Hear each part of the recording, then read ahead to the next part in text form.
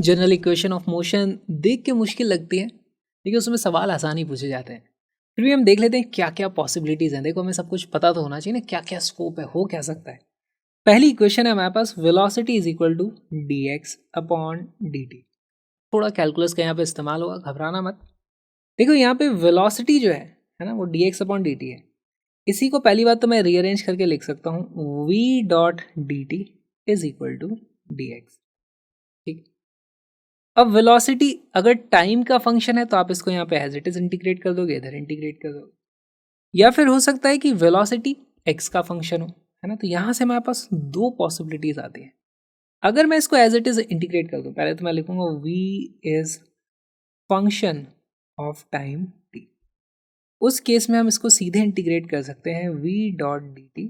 जैसे velocity time का function होगा, जैसे टी स्क्वायर है वेलोसिटी की वैल्यू, तो T square dot d T आप इसको सीधे सीधे इंटीग्रेट कर सकते हो, करेक्ट। अगर यहाँ पे होता है ये एक्स स्क्वायर होता है वेलोसिटी की वैल्यू, तो आप इसको x square dot d T इसको इंटीग्रेट तो नहीं कर सकते थे। दूसरा केस यहीं से बन जाता है हमारे पास कि भाई अगर velocity is function of x, तो उस केस में आप v dot d T integrate नहीं कर सकते। उस केस में आपको क्या करना पड़ेगा, आप ऐसे करोगे भाई, dt को इधर ही छोड़ दो, अब ये dx इस तरफ था, वेलोसिटी को उस तरफ ले आओ, और फिर आप यहाँ पे इनको इस तरीके से इंटीग्रेट कर दो। अच्छा, यहाँ पे हमने इसको इस तरीके से इंटीग्रेट किया था, v dot d t is equal to कितना था, is equal to integral of dx। अब ये वाला तो बहुत ही रेयरली, आज तक तो पूछा नहीं है, पूछ ही लिया जाए तो आपको पता होना चाहिए क्या करना है। सबसे ज़्यादा ये वाला हमारे पास काम आता है ना, integral v dot d t is equal to d x. Time की वैल्यू इनिशियल से लेके फाइनल तक लगाओगे, x की वैल्यू इनिशियल से लेकर के फाइनल तक लगाओगे, तो बेसिकली ये जो हमारे पास चीज़ आ जाती है, ये आ जाता है हमारे पास डेल्टा x। इसी को लिखने का तरीका हो जाएगा डेल्टा x। डेल्टा x क्या होता है, डिस्प्लेसमेंट, है ना। Delta x is equal to displacement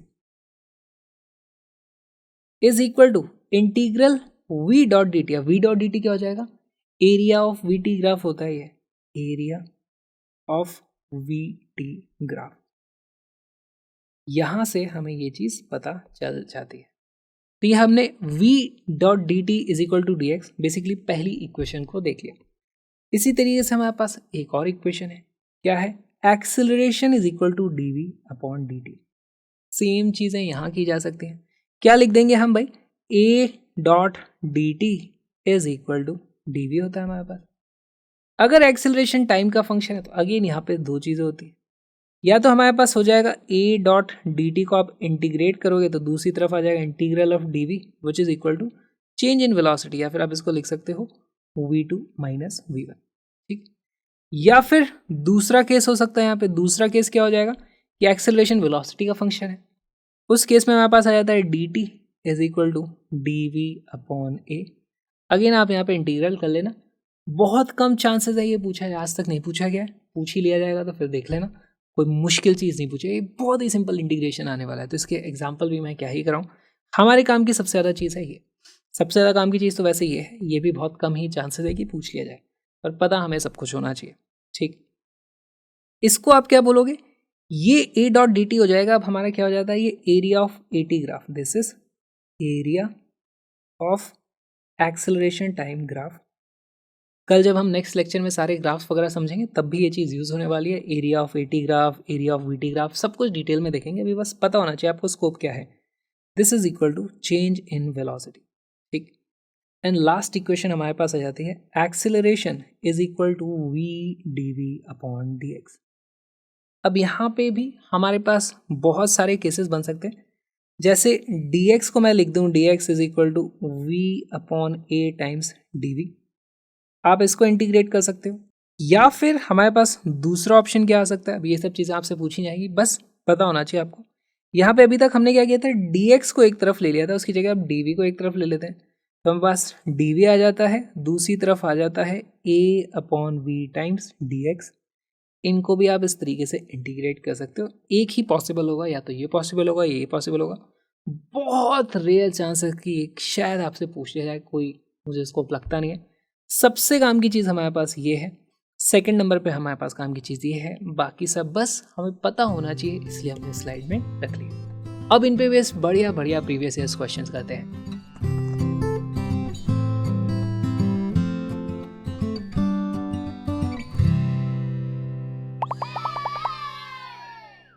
The instantaneous velocity of a particle moving in a straight line is given as v is equal to this, where alpha and beta are positive constants.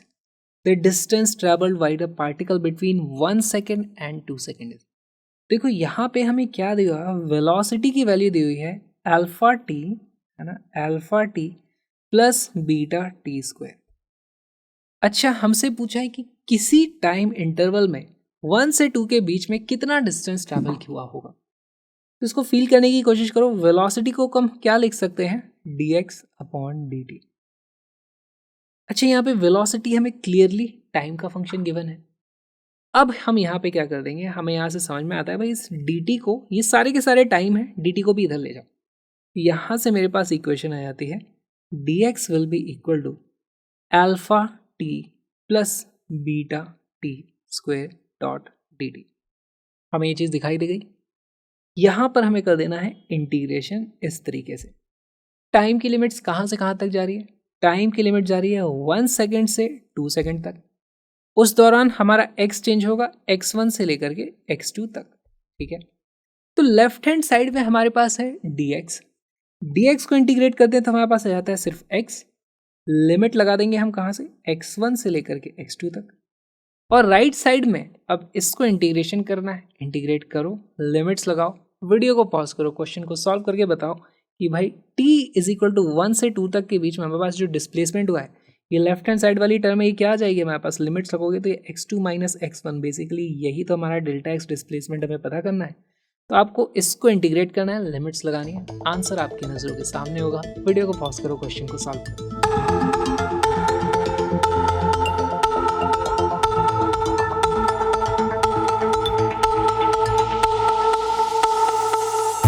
इसका correct answer है B. Solve करना शुरू करते हैं। तो हमें इसको integrate करना है। अब देखो यहाँ पे बीच में प्लस है तो इंटीग्रेशन को दो अलग अलग इंटीग्रेशंस में मैं खोल सकता हूँ। इसको मैं लिख दूंगा alpha times T dot d T plus beta times T square dot d T. यहाँ पर अल्फा एक कांस्टेंट है, बीटा एक कांस्टेंट है, तो वो इंटीग्रल के बाहर आ जाएंगे। तो हमारा जो इंटीग्रल का साइन था अब वो यहाँ आ जाएगा और ये वाला यहाँ आ जाएगा, ठीक है। टी डी टी का इंटीग्रेशन क्या होता है, वो हो जाता है टी स्क्वायर बाई टू, क्योंकि आप देखोगे टी स्क्वायर बाई टू को डिफ्रेंशिएट करोगे तो वो 2t अपॉन 2 आता है, ये फिर कट के ये सिर्फ टी आ जाता है। तो बेसिकली हमें इस तरीके से हम चेक भी कर सकते हैं।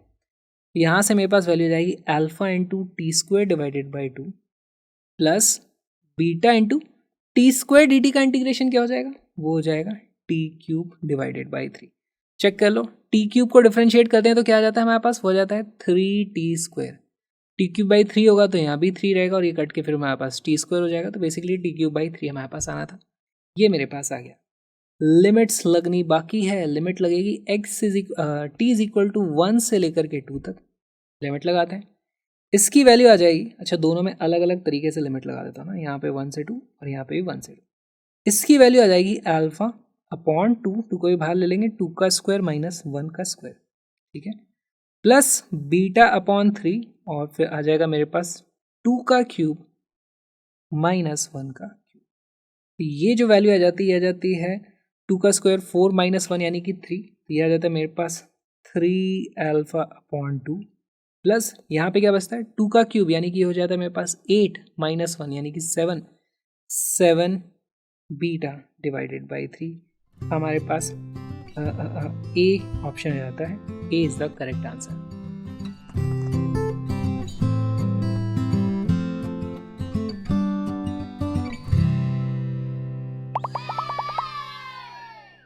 A particle of unit mass undergoes one-dimensional motion such that its velocity varies according to v raised to v as a function of x is equal to, ये हमें दिया हुआ है, where b and n are constant and x is the position of the particle। तो basically हमें दे दिया है v is equal to bx की पावर माइनस 2n, ठीक है। The acceleration of the particle as a function of x is given by। अब यहाँ पर देखो हमें एक्सेलरेशन पता करना है। एक्सेलरेशन को मैं लिखता हूँ dv अपॉन dt होता है, पर वेलोसिटी यहाँ पर टाइम का फंक्शन नहीं है, तो इसको बेसिकली इस वेलोसिटी को मैं टाइम के रेस्पेक्ट में डिफरेंशिएट कर ही नहीं पाऊंगा।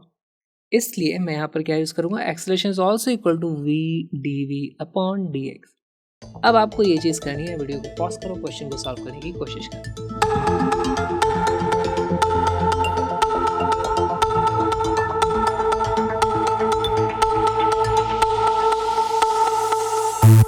इसका करेक्ट आंसर है ए। सॉल्व करना शुरू करते हैं। देखो मेरे पास एक्सेलरेशन की जो वैल्यू आ जाती है वो आ जाती है v dv अपॉन dx। तो वेलोसिटी को तो एज इट इज लिख देंगे हम, वो आ जाता है b x की power minus 2n multiplied by dv अपॉन dx। इसको x के रेस्पेक्ट में डिफरेंशिएट करना है। x के रेस्पेक्ट में डिफरेंशिएट करेंगे, पहले तो b एज इट इज यहाँ आ जाएगा। x की पावर समथिंग है, इसको डिफरेंशिएट करेंगे तो यहाँ पर इसकी जो भी पावर थी पावर आगे आ जाती है। यहाँ पर पावर आगे आएगी तो क्या हो जाएगा, माइनस 2n यहाँ आ जाएगा। x की पावर माइनस 2n पहले से थी, माइनस 1 और यहाँ पर हमारे पास हो जाएगी इस तरीके से। यहाँ से जो वैल्यू आ जाती है, अब देखो b था माइनस 2n था, तो यह था माइनस 2n b स्क्वायर, हमारे पास कांस्टेंट वाली टर्म आ गई। मल्टीप्लाइड बाय x की पावर कितनी है, माइनस 2n यहाँ है, माइनस 2n माइनस 1 यहाँ है, तो ये हो जाता है minus 4n minus 1 which is option A. इतना सिंपल सा ये सवाल था।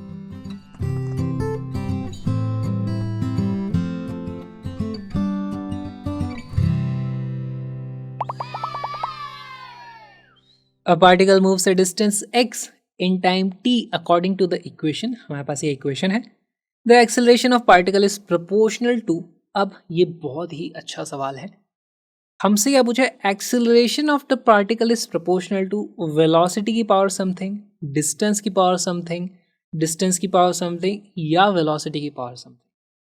तो हमें पता करना है एक्सेलरेशन क्या है, कैसे अप्रोच किया जाए। देखो हमारे पास x होता है as a function of time t, तो उसको मैं डिफ्रेंशिएट करता हूँ तो वेलोसिटी मिलती है, उसको डिफ्रेंशिएट करता हूँ तो मुझे एक्सेलरेशन मिल जाता है। तो यहाँ पर यही चीज़ लिखी हुई है। अब आप इसको डिफ्रेंशिएट करके एक्सेलरेशन तक पहुँच सकते हो। जैसे ही आप एक्सेलरेशन तक पहुँच जाओगे उसके बाद आपको देखना है कि भाई वो जो एक्सेलरेशन की टर्म आ रही है उसको आप t की टर्म से हटा करके x या v की टर्म्स में लाने की कोशिश करो, तो मैं बोल पाऊंगा भाई acceleration is proportional to velocity का स्क्वायर या फिर x का स्क्वायर या वेलोसिटी की पावर माइनस 2 या जो भी ऑप्शंस आ रहे हैं। बहुत अच्छा सवाल है, थोड़ा सा टाइम लो, वीडियो को पॉज करो, सॉल्व करने की कोशिश करो।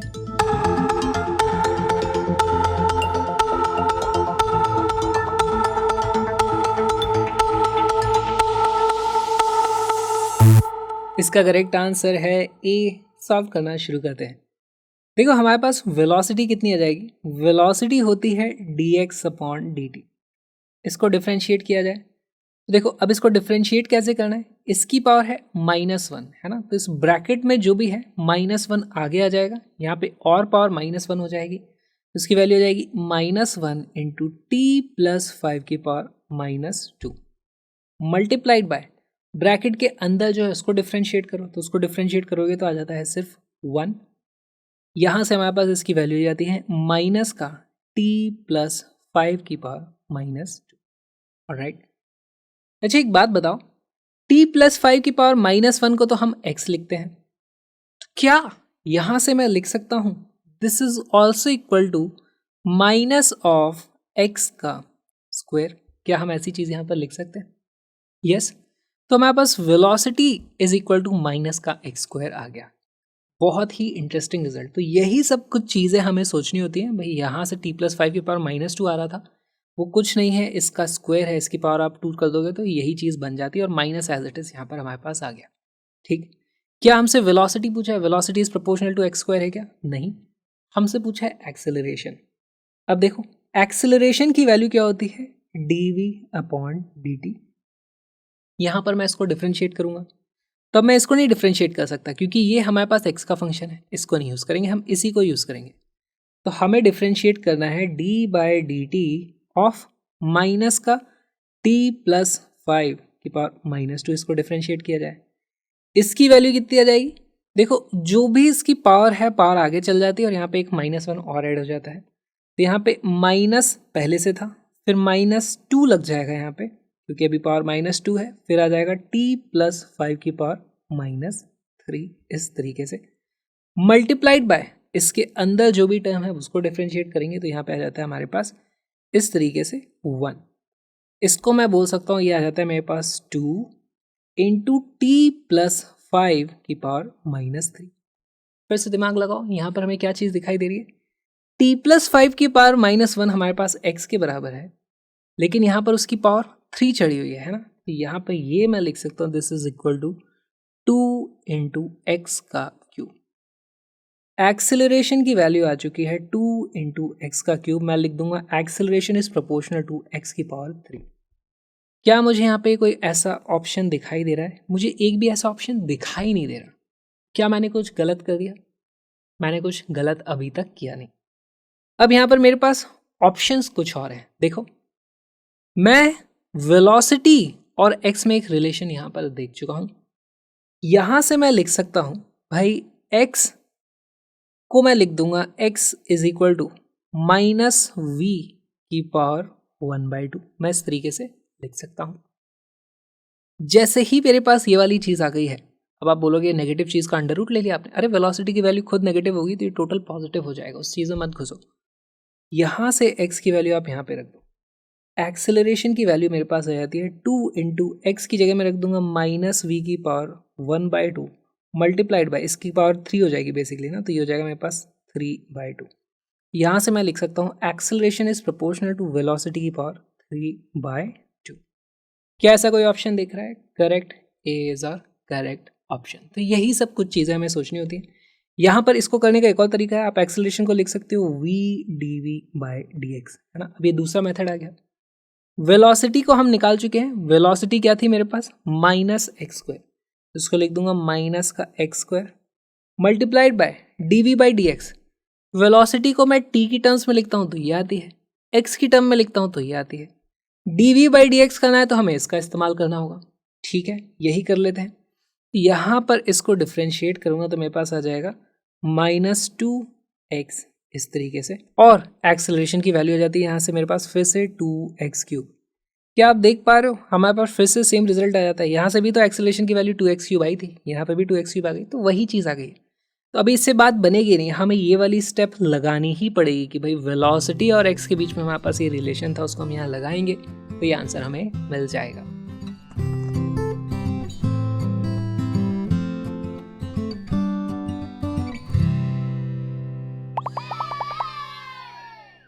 The relation between time t and distance x for a moving body is given as this, where m and n are constant, the retardation of the motion where v stands for velocity। तो retardation हमसे पूछा है, basically acceleration का magnitude पूछा है। Acceleration यहाँ negative आ रहा होगा, ठीक है। अब हमें t दिया हुआ है as a function of x, t is equal to m x square plus n x यहाँ पे दिया हुआ है। किस तरीके से हम इसको अप्रोच करें? यहाँ पर देखो, मेरे पास x अगर फंक्शन ऑफ टाइम t होता तो मैं इसको डिफ्रेंशिएट कर देता, dx अपॉन dt को मैं क्या लिख देता, यहाँ पर इसको डिफ्रेंशिएट कर देते, f डैश समथिंग कुछ और फंक्शन आ जाता, वैल्यू निकाल लेते, इसको बोल देते हम वेलोसिटी v। अब यहाँ पर ये काम नहीं कर सकता। मैं एक काम ज़रूर कर सकता हूँ, टाइम t को मैं डिफ्रेंशिएट कर दूँ विद रिस्पेक्ट टू x, उल्टा कर देंगे। अब तो हमारे पास क्या आ जाएगा? अब dt अपॉन dx जरूर मैं ये चीज़ पता कर सकता हूँ। अच्छा, dt अपॉन डी एक्स अगर मैं पता करूँगा, है ना, इसको x के रेस्पेक्ट में डिफ्रेंशिएट करना आसान है, ये तो बहुत ही सिंपल है। लेकिन ये वाली जो वैल्यू हो जाएगी, अब ये हो जाएगी 1/v के बराबर, क्योंकि वेलोसिटी होती है dx अपॉन dt, तो dt upon dx 1 upon velocity आ जाएगा। तो इस हिंट को लेकर के क्वेश्चन को अप्रोच करो, वीडियो को पॉज करो, क्वेश्चन को सॉल्व करो।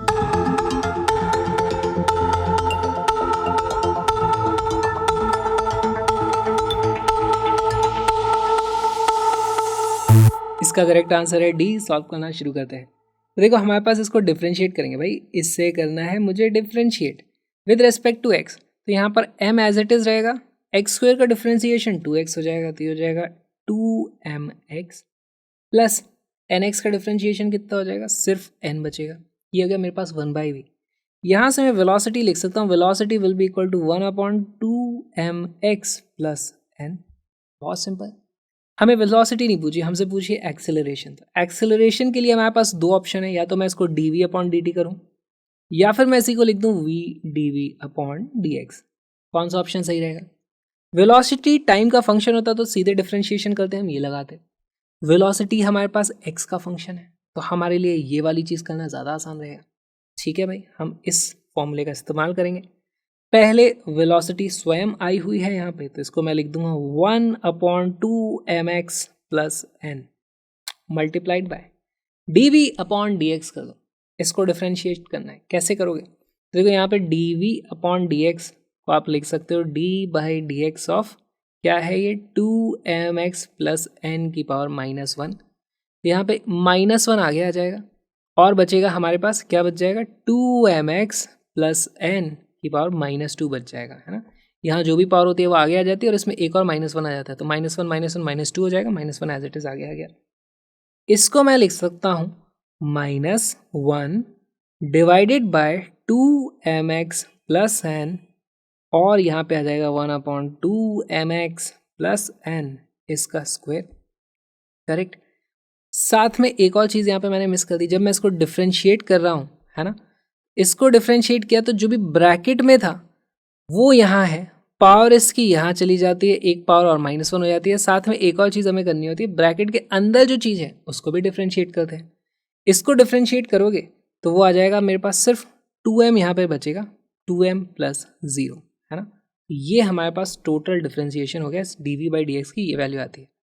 तो यहाँ पे -1 को तो मैंने बाहर ले दिया, साथ में ये 2m भी हमारे पास यहाँ आने वाला है, तो यहाँ पर इस तरीके से 2m और आ जाएगा। अब इसको मैं क्या लिख सकता हूँ, -2m divided by 2mx plus n, इसका देखो डिनोमिनेटर में क्यूब हो गया। और वेलोसिटी क्या आ रही थी, ये वेलोसिटी थी। आप ध्यान से देखो, ये जो पूरी की पूरी टर्म है ये एक्चुअली वेलोसिटी का ही क्यूब तो है, तो एक्सेलरेशन की वैल्यू आती है -2mv का क्यूब, क्योंकि ये वाला जो पार्ट है ये हमारा वेलोसिटी के बराबर है और इसीलिए हमारे पास ऑप्शन डी करेक्ट हो जाता है। ये जो छोटा सा वीडियो आपने देखा, एक छोटा सा पार्ट है हमारे बहुत ही प्यारे से क्रैश कोर्स नीट मंथ का। Link is in the description, जहाँ पे आप पूरा का पूरा कोर्स एक्सेस कर सकते हो, जहाँ पे बहुत सारे PYQs हैं और साथ में कलरफुल नोट्स की PDF भी आप खरीद सकते हो। All the links are in the description, जल्दी चेकआउट करो। हम मिलेंगे फुल कोर्स में।